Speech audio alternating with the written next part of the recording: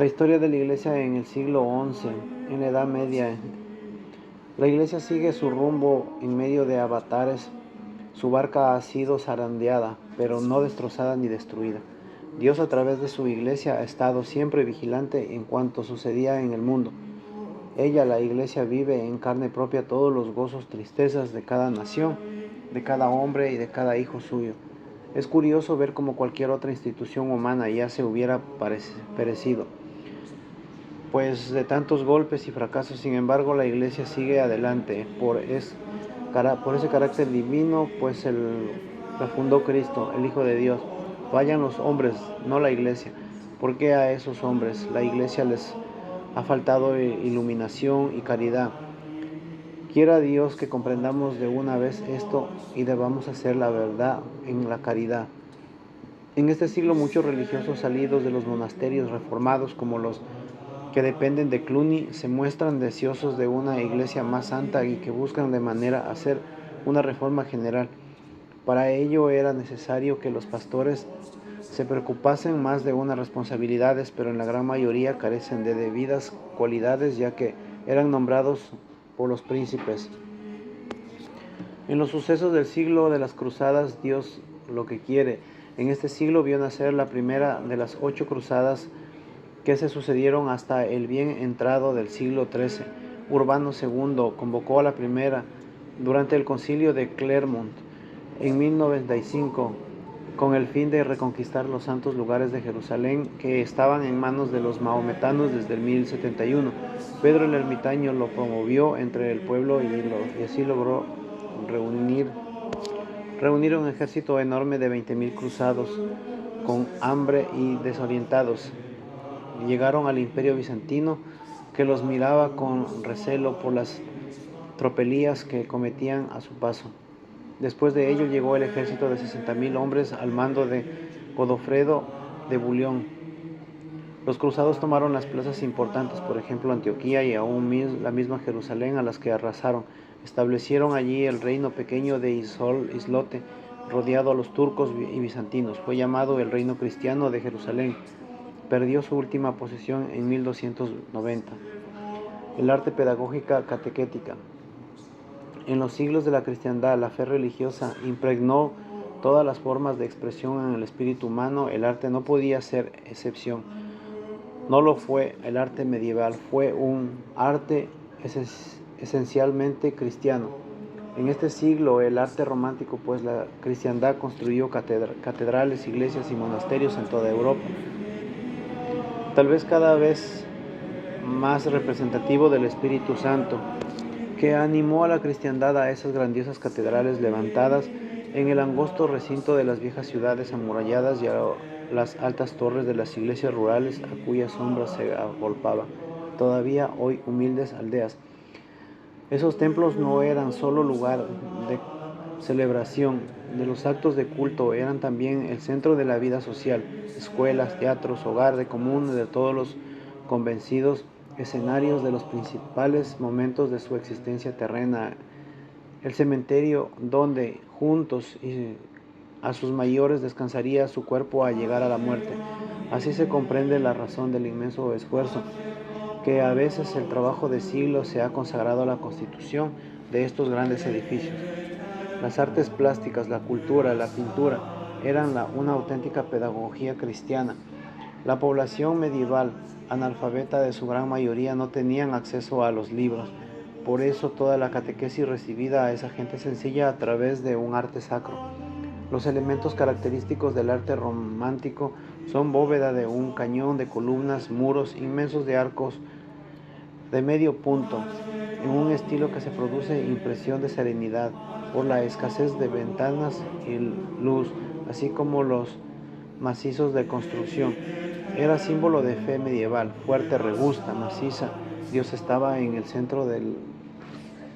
era el centro. Después del enfrentamiento de la caridad vino el cisma de Oriente de la Iglesia griega con la latina. Durante muchos siglos la Iglesia de Constantinopla, aún en medio de las intervenciones imperiales a las disputas doctrinales, había contribuido grandemente a extender el cristianismo por las regiones orientales de Europa.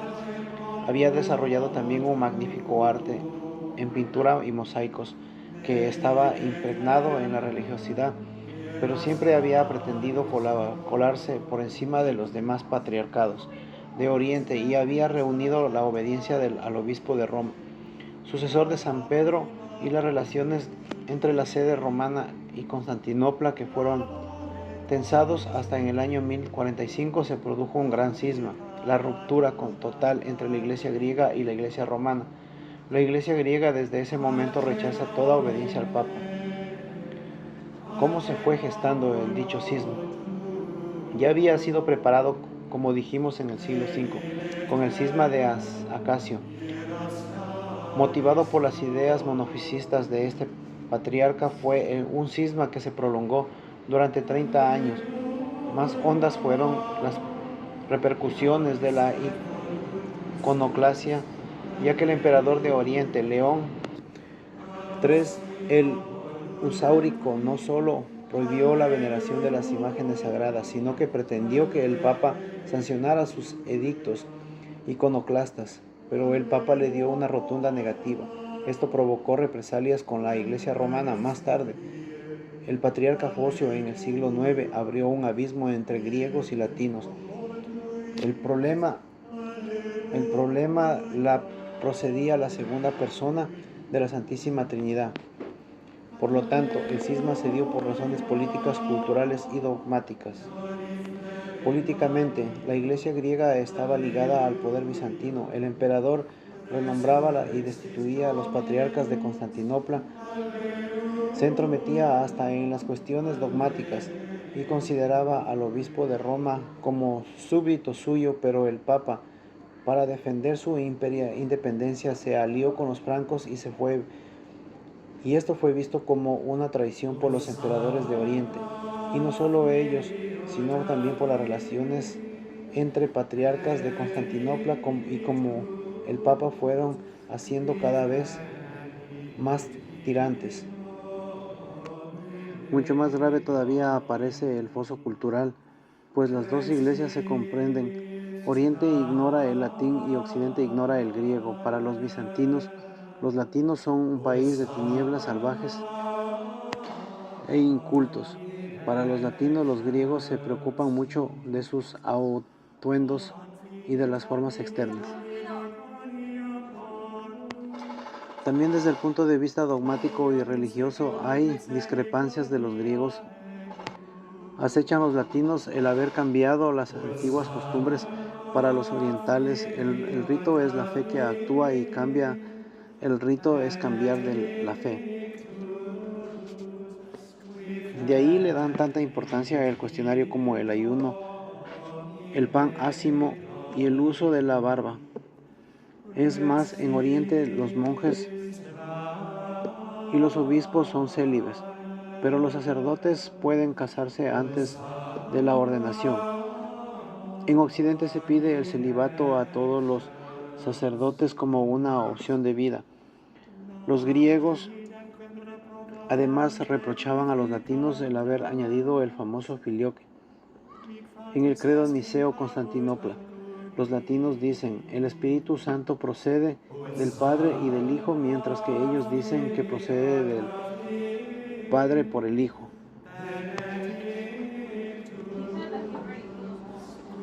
Así pues, la iglesia griega siempre fue reacia al primado jurisdiccional del Papa. Recelaba en que en este primado pudiera menguar su autonomía disciplinar y litúrgica.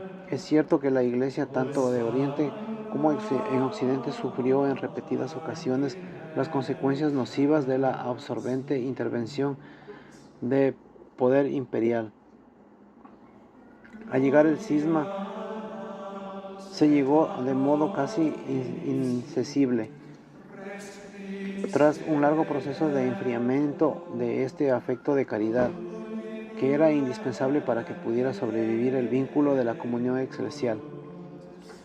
La respuesta de la Iglesia. ¿Cómo actuó la Iglesia de Cristo en este siglo? Nada fácil de su historia. Nuevas órdenes religiosas y movimientos eremíticos. Dos nuevas órdenes aumentaron la vitalidad renovadora de la vida religiosa. San Romualdo fundó el orden de la Camaldula en 1018 y San Bruno estableció en Cartuja para que sus miembros dedicaran su vida en la oración, en silencio y soledad, aún viendo en vida de comunidad, concebida como una fusión de la vida solitaria y la cenobítica. La Cartuja fue desde sus orígenes una orden austera y penitente, cuyos miembros vivían en continuo silencio, teniendo como principal, casi exclusiva ocupación y contemplación divina. Cluny llegaba al apogeo. A finales de este siglo se desarrolla un fuerte movimiento eremítico, llevados de una voluntad de penitencia y de pobreza. Algunos hombres y mujeres se retiran a lugares aislados, bosques, cuevas, precipicios, islas, etc., para expiar los pecados, pero la fama de su santidad atrae a la gente y ellos se convierten muchas veces en predicadores populares. Si Pedro el Ermitaño es el más conocido de la acción de Roberto de Arbrisel, es una profunda. En 1045 y en 1116 acaba fijando a sus discípulos Fontevraud, Maine et Lore, comunidad de los hombres y comunidad de mujeres, por separado, pero es la abadesa la que tiene la autoridad sobre el conjunto. La Edad Media conoce también esa forma curiosa de la vida religiosa, que es la reclusión. La reclusa o el recluso se encierran por el resto de sus días en una celda construida al lado de una iglesia, con una ventanilla que permite escuchar los oficios y recibir algún alimento. La orden del Cister. El viejo árbol monástico se enriqueció durante ese tiempo con nuevas y vigorosas ramas, la más importante de las cuales sería el orden del Cister. Abad Roberto abandona el monasterio de Molesmes y con un grupo de monjes benedictinos intenta volver al rigor de Cluny. Parece olvidar las finales del siglo XI. Así fue fundada la abadía de Citeaux Cister en 1098, una vuelta a la pobreza de hábito, lana sin teñir, de alimentación y edificios a las señales de la liturgia y a la soledad en medio de los bosques, para dedicarse especialmente a las labores agrícolas en las tierras del monasterio. El Cister creó una nueva clase de monjes a lo lejos, de monjes, los legos o los hermanos conversos, que estaban dispensos de varias obligaciones, entre ellas la asistencia al coro. En esta nueva orden, a diferencia de Cluny, el abad no tiene la autoridad sobre las demás abadías que se fundan. Cada monasterio conserva su independencia en lo espiritual y en lo temporal. Gobierno por sus respectivos abades. No obstante, todos los monasterios reconocían la autoridad moral del abad padre, que tenía la misión de mantener la observancia de cada casas filiales, y con este fin las visitas canónicamente una vez al año. También anualmente se reunían en Citeaux el capítulo general, a la que asistían los abades de los distintos monasterios, y allí se regían los abusos, mejoraba la observancia y se fomentaba el trato fraternal entre los superiores monásticos. La orden del Cister seguía la misma observancia contenida en la Charta Caratitis,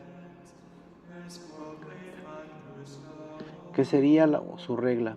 Dicha regla procuró que los monasterios construyesen como una gran familia en vez de una estructura centralizada y jerárquica como era la del imperio monástico cluniacense.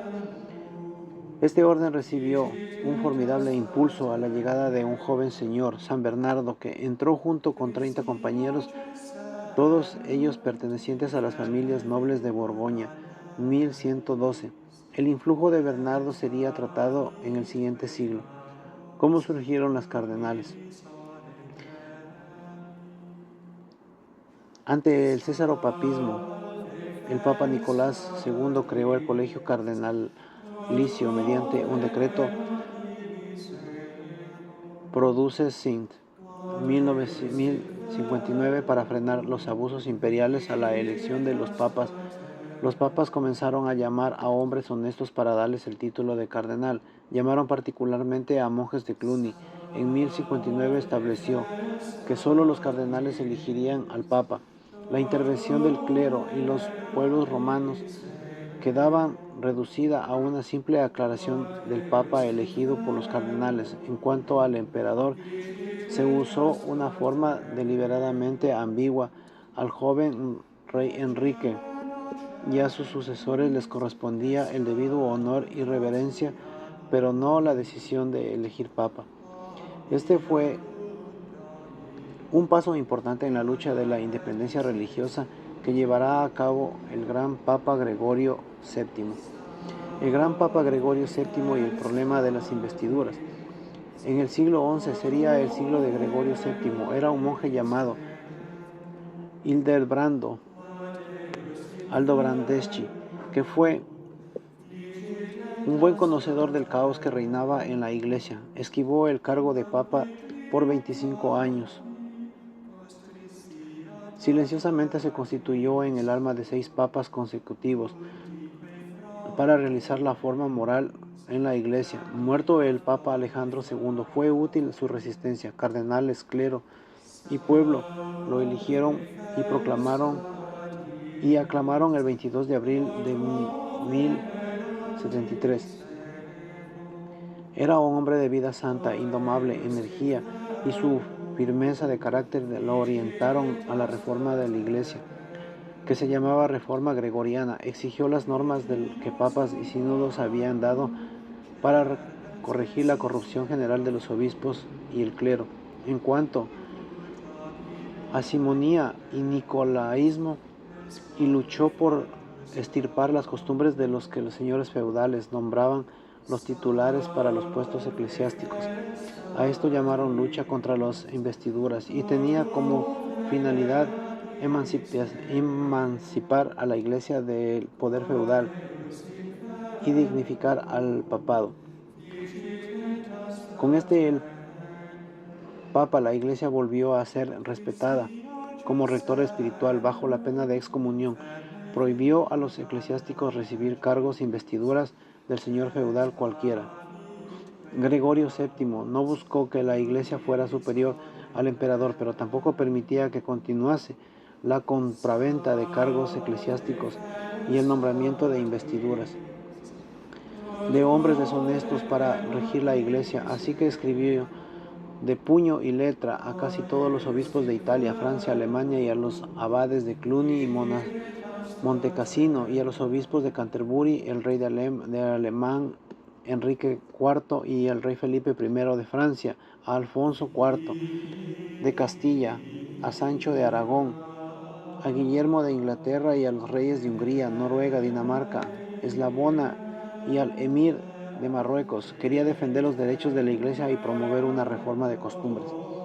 Las normas y directivas de Gregorio VII constituyen el germen del derecho canónico poderoso, instructivo, disciplinar de la iglesia hasta el día de hoy. No era difícil arrancar el mal tan difundido. Reyes y señores feudales habían edificado las iglesias propias en tierras propias.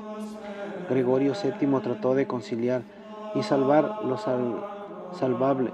No buscó pelear, sino salvar la iglesia, sacarla del caos.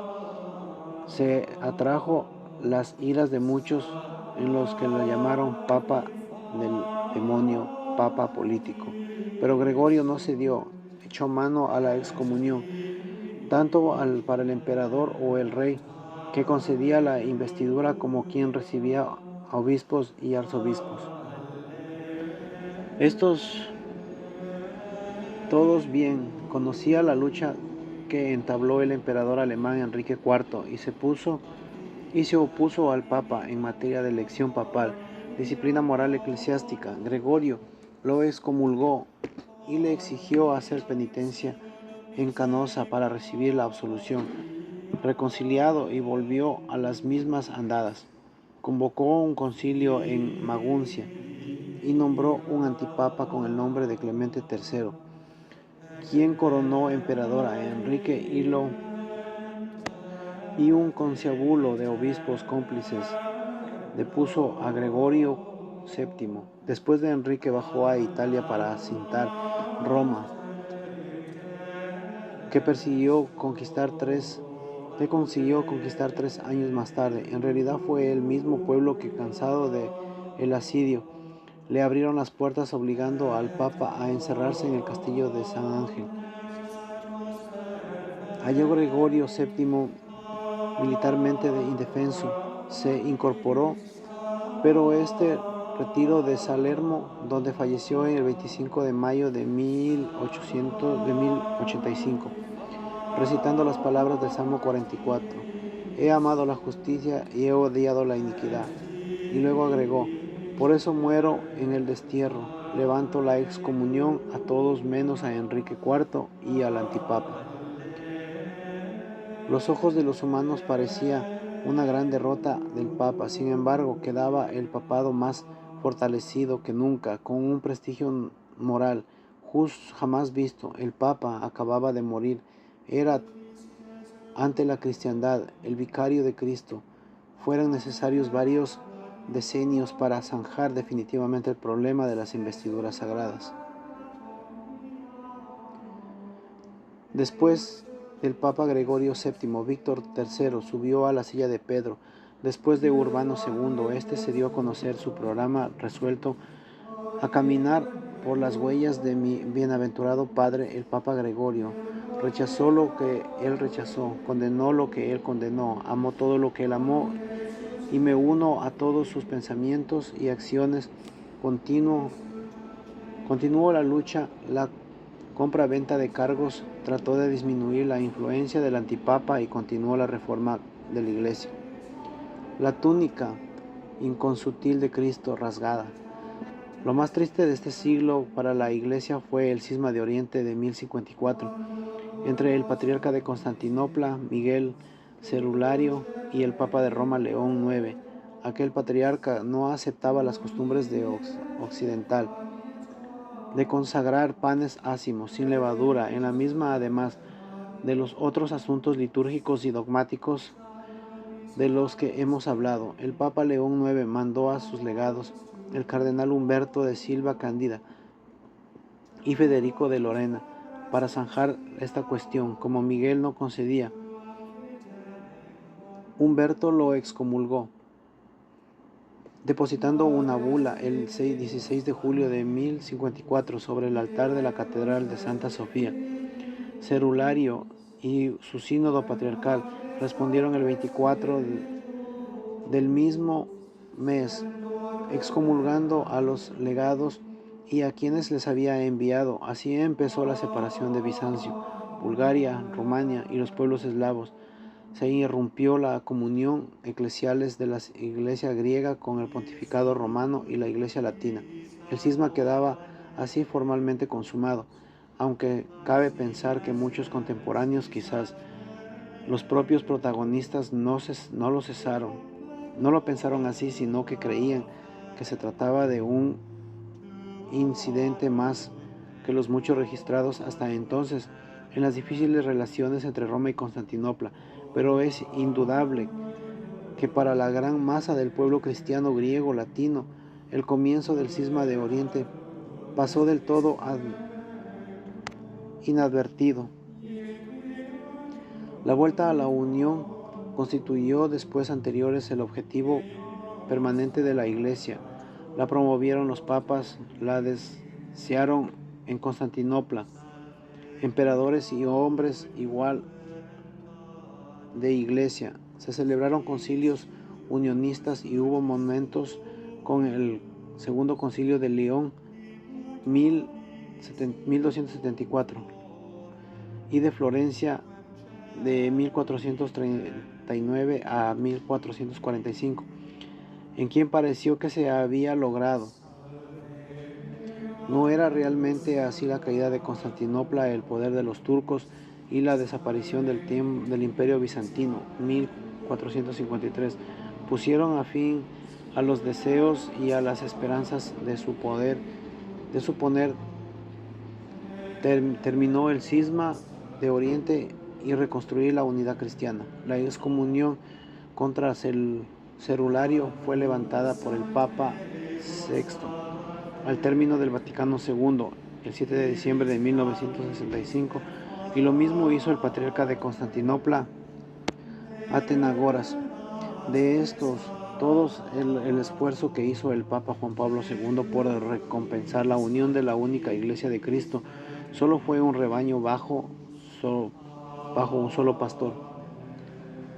En conclusión, terminó el siglo, pero no terminó la Iglesia. Se rompió la unidad entre la Iglesia griega y de Oriente y la Iglesia romana latina, pero no se rompió la barca de Pedro. Se hirió la caridad cristiana, pero continúa de pie la caridad de Cristo. No nos urge.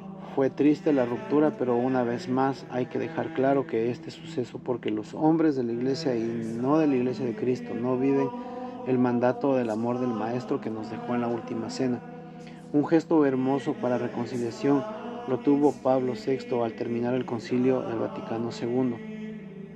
Con estas palabras hermosas que Juan Pablo VI dijo el 7 de diciembre de 1965, al levantar la excomunión a Miguel Cerulario, patriarca de Constantinopla en ese entonces. Nuestro corazón, inflamado por la gracia de Dios, arde en deseos que no regatear, esfuerzo para unir a quienes han sido llamados a perseverar en la unión por no haber sido incorporados a Cristo. Así pues, deseando dar un paso más en el camino del amor fraterno por el que llegamos a la perfecta unidad y destruir en cuanto a ella se opongan y obstaculice, afirmamos ante los obispos reunidos en el Concilio Vaticano II que lamentamos los hechos de las palabras dichas y realizadas en aquel tiempo, que no pueden aprobarse. Además queremos borrar el recuerdo de la Iglesia, aquella sentencia de excomunión, y enterrarla y anularla y regalarla al olvido. Bula ambulate indilictione.